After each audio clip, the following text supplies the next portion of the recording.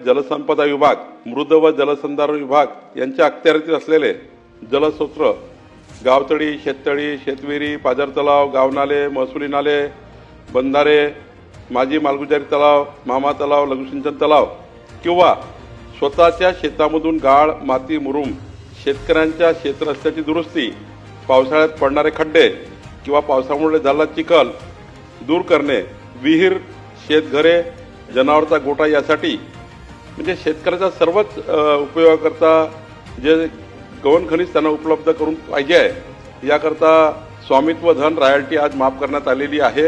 आता फक्त त्याकरता एक तलाठ्याकडनं एक साधा त्यांना एक NOC घ्यावी लागेल। हे करत असताना तलाठी याला 15 दिवसाचं त्यांनी लेखी परवानगी दिली पाहिजे असं बंधनकारक करण्यात आलेलं आहे। या ठिकाणी तलाव, नाले, जलसंधारण जे काही तलाव असतील त्यातून गाळ, माती काढायची असेल शेतकऱ्यांना त्याची एक छोटी परवानगी घ्यावी लागेल, ते करता येईल। पण शेतकऱ्यांनी शेतकऱ्याच्या वापराकरता शेतीतून काही करायचं असेल त्याला परवानगीची गरज नाही।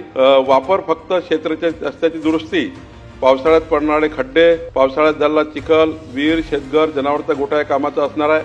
फक्त या ठिकाणी व्यावसायिक वापर करता येणार नाही। याकरता ट्रॅक्टर, बैलगाडी जे काही ते वाहनं लावतील ती परवानगी देण्यात आलेली आहे। पण या ठिकाणी अत्यंत महत्त्वाचं काय की आतापर्यंत शेतकऱ्यांनी ट्रॅक्टर लावलं, बैलगाडी लावली, काही लावलं त्याचे वाहनं आणि पोलीस आणि तहसीलदार पकडायचे। आता मात्र अशा कुठल्याही कामाकरता शेतकऱ्यांची वाहनं, ट्रॅक्टर किंवा कुठल्याही बैलबंडी आता तहसीलदार आणि पोलीस पकडणार नाही असे निर्बंध घालण्यात आलेले आहेत। महसूल विभाग, महाराष्ट्र शासन। अधिकृत माहिती आणि महत्त्वपूर्ण अपडेट्स मिळवण्यासाठी आजच महसूल विभागाच्या सोशल मीडिया हँडलला फॉलो करा।